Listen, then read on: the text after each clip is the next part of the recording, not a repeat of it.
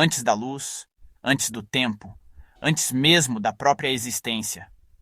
Havia apenas o vazio, nenhum som, nenhuma forma, nenhum pensamento.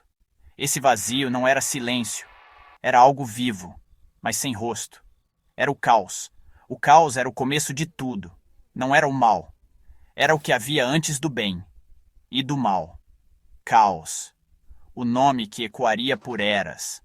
Do caos brotou a primeira centelha de criação. E com ela nasceu Gaia.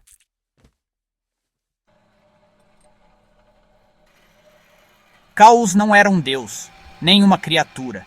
Era o espaço profundo e sem forma, sem tempo, sem direção. Mas dentro desse abismo, algo se moveu, algo acordou, algo quis existir. Do caos surgiu Gaia, a terra viva, a mãe de tudo. Gaia não foi criada, ela simplesmente despertou. Ela era o chão, os mares, as montanhas e o coração fértil do mundo. Ela não era apenas o planeta, ela era o próprio espírito da vida.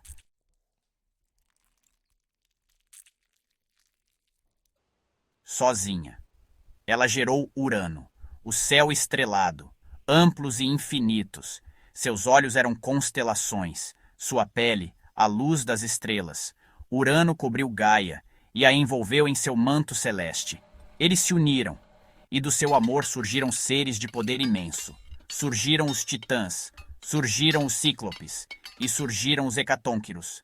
Mas Urano os temia, e por medo, enterrou seus filhos no ventre da própria Gaia, no profundo da terra. Gaia gemeu de dor, e com essa dor, ela começaria a tramar uma vingança contra Urano.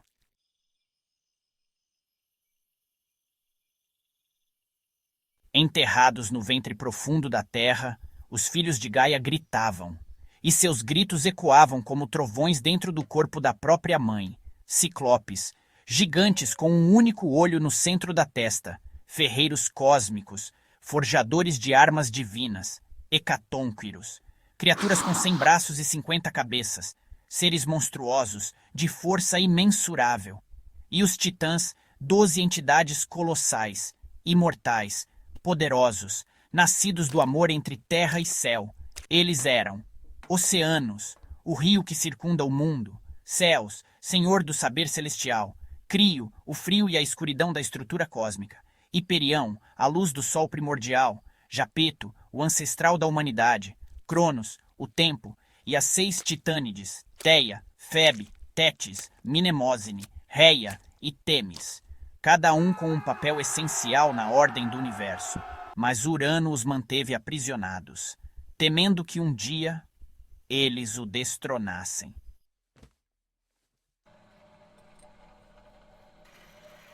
Gaia, desesperada, planejou sua vingança. Ela forjou uma foice feita do mais duro adamante e chamou seus filhos titãs, mas apenas um teve coragem de atender.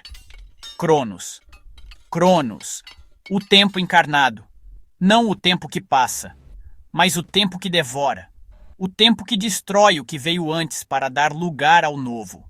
Ele aceitou a foice de adamante e com ela aguardou o momento. Urano desceu à terra para unir-se a Gaia e naquele instante de descuido, Cronos atacou. Com um só golpe, castrou o próprio pai. O céu gritou em dor, o universo estremeceu. Do sangue de Urano caído sobre a terra nasceram as Eríneas, deusas da vingança. Nasceram os gigantes, guerreiros monstruosos, e das gotas que caíram no mar, uma espuma branca formou-se. Dessa espuma nasceu Afrodite, a deusa do amor, do prazer, da beleza.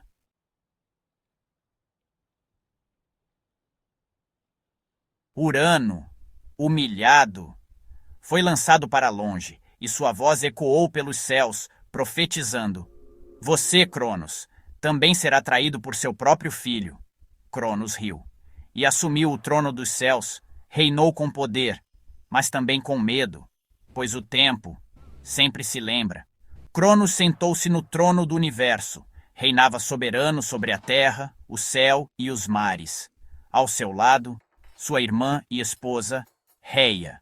Juntos eles geraram uma nova geração de deuses, mas o medo ainda vivia em seu coração, pois a profecia de Urano ecoava dentro dele.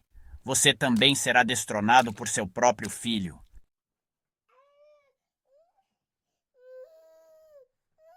Com o nascimento de cada filho, Cronos agia. Tomava o bebê das mãos de Reia e o devorava. Héstia, Deméter, Hera, Hades, Poseidon, todos engolidos. Reia chorava em silêncio, mas ao gerar seu sexto filho, ela não suportou e decidiu enganar Cronos. Escondeu o bebê numa caverna na ilha de Creta e entregou ao marido uma pedra embrulhada em panos. Cronos, cego pelo medo, engoliu a pedra sem suspeitar.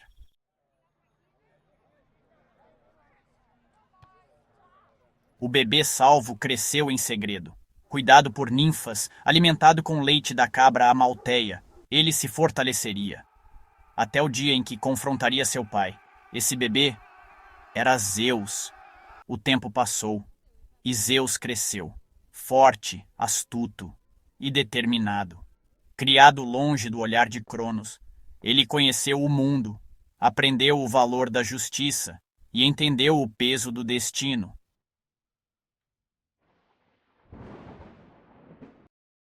Guiado por Gaia, Zeus partiu em busca de sua missão, libertar seus irmãos e enfrentar seu pai. Com a ajuda de Metis, deusa da sabedoria e astúcia, Zeus preparou uma poção. Com ela, fez Cronos vomitar tudo o que havia devorado. Um a um, seus irmãos retornaram à luz. Héstia, Deméter, Hera, Hades, Poseidon. Juntos eles se uniram a Zeus e formaram a nova geração dos deuses.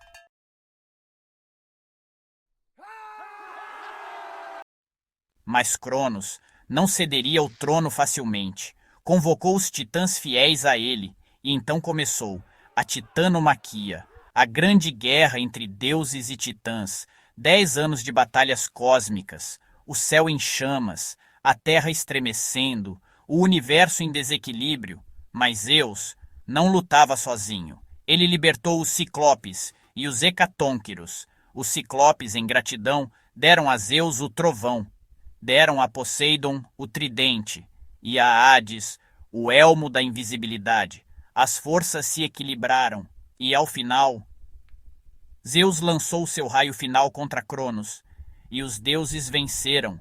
Os titãs derrotados foram lançados no Tártaro, guardados pelos Hecatônquiros para que jamais escapassem.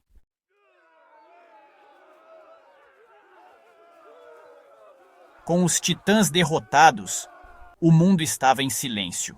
Mas agora, uma nova ordem precisava ser estabelecida.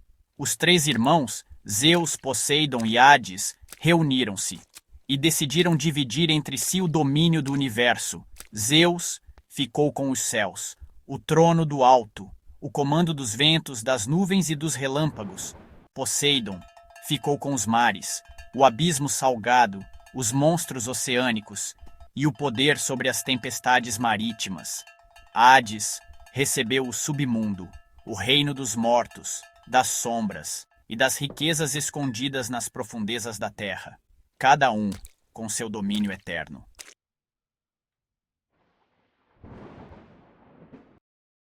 E assim, no alto do Monte Olimpo, Zeus construiu sua morada, e com ele os 12 grandes deuses passaram a governar o mundo dos homens e dos imortais.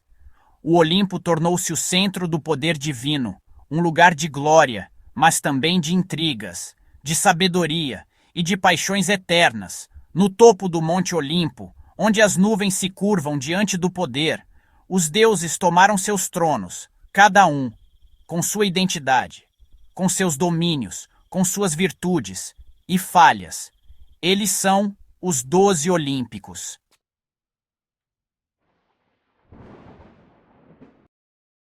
Zeus, Senhor dos céus, Pai dos deuses e dos homens, seu raio comanda os trovões, mas também os destinos. Hera, Rainha do Olimpo, deusa do casamento e da fidelidade, orgulhosa e muitas vezes vingativa. Ela protege as uniões, mas pune as traições. Poseidon, senhor dos mares, com seu tridente, ergue tsunamis e afunda cidades, mas também acalma as águas. Temido e reverenciado por marinheiros e criaturas do abismo. Deméter, deusa da colheita e da fertilidade, comanda as estações, chora quando sua filha Perséfone desce ao submundo e celebra sua volta com a primavera.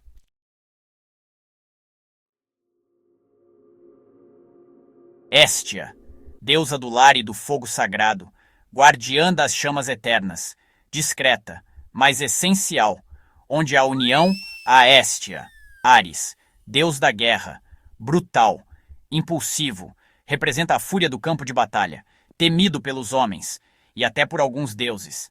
Atena, deusa da sabedoria e da estratégia, nascida da cabeça de Zeus, já armada, ama a justiça, odeia a injustiça. Guerreira, mas racional.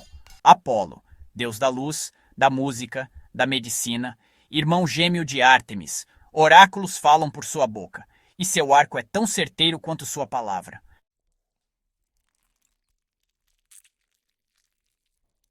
Ártemis, deusa da caça, das florestas e da pureza, protetora das mulheres jovens, selvagem, livre, indomável.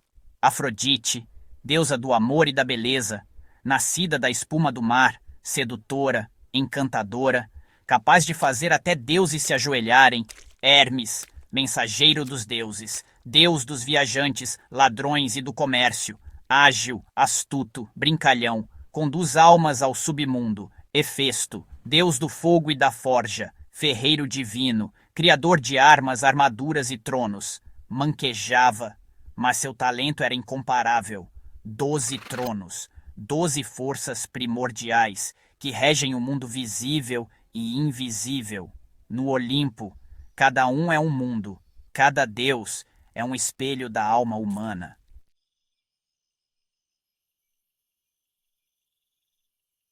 Mas nem tudo no universo grego era luz.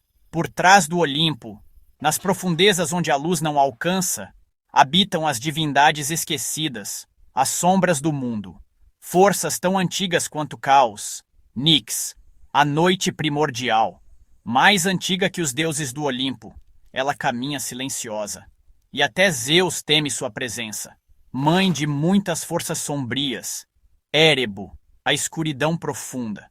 Companheiro de Nix, representa a ausência total de luz e forma.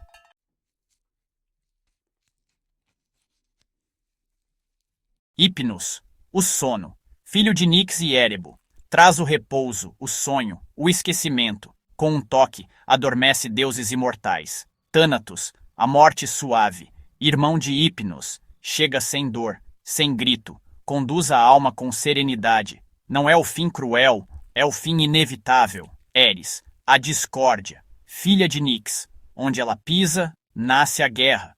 Foi ela quem lançou a maçã dourada e deu início à guerra de Troia.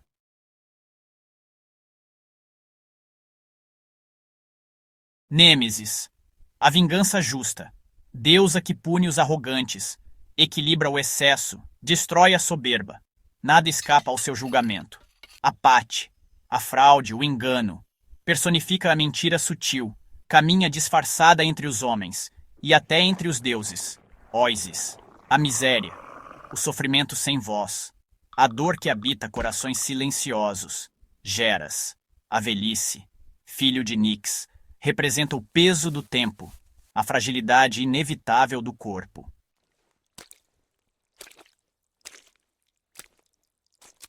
Esses deuses não sentam no Olimpo, mas vivem ao redor de todos nós. São eternos e invisíveis, são os ecos da condição humana.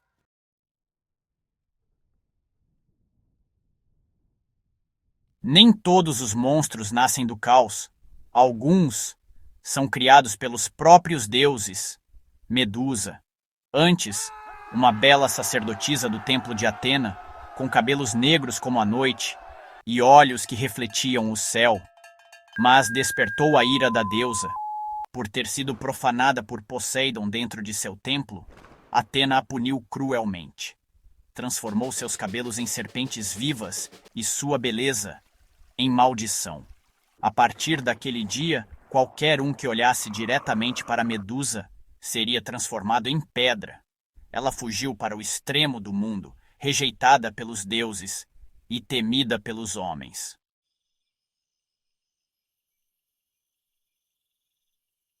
Mas os deuses ainda tinham planos para ela. Um rei ambicioso queria sua cabeça e lançou o desafio ao herói Perseu, um jovem mortal, filho de Zeus, valente, mas inexperiente. Os deuses o ajudaram. Atena lhe deu um escudo polido como espelho. Hermes, sandálias aladas. Hades, um elmo de invisibilidade. E assim, Perseu partiu para enfrentar o impossível. Ao encontrar Medusa, ele não olhou diretamente. Usou o reflexo do escudo para se aproximar. E num só golpe, cortou sua cabeça. Do sangue de Medusa caído ao chão, nasceu Pégaso, o cavalo alado, e Crisaor, o guerreiro dourado. Até no fim, Medusa deu origem à maravilha.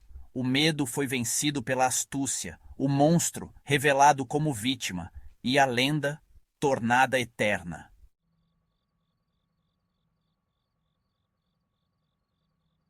Nem todo castigo vem com dor física. Alguns são feitos de repetição, de frustração, de eternidade. Sísifo era um rei astuto, inteligente demais, até para os deuses.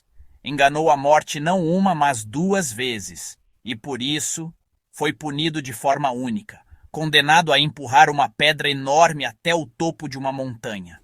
Mas sempre que se aproximava do cume, a pedra rolava de volta. E Sísifo começava de novo, para sempre, sem fim, sem recompensa, sem perdão.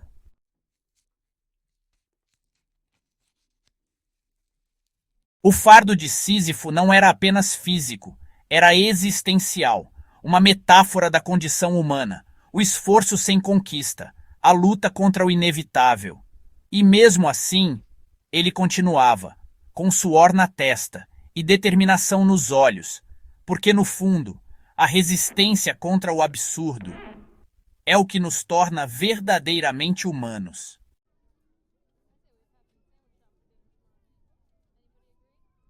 Os deuses nasceram do vazio e criaram mundos, guerras e destinos, mas no fundo, eles espelham as paixões humanas, o medo, o amor, a inveja, a glória. A mitologia grega não é apenas fantasia, é um espelho que mostra o quanto somos pequenos diante do tempo, mas também o quanto somos grandiosos por enfrentá-lo. Cada mito é uma semente de verdade, um lembrete de que até os deuses são vulneráveis e que, mesmo frágeis, os humanos ainda podem desafiar o destino. Nas histórias de deuses e monstros, encontramos o que há de mais humano, porque no fim, o mistério do universo ainda habita dentro de nós.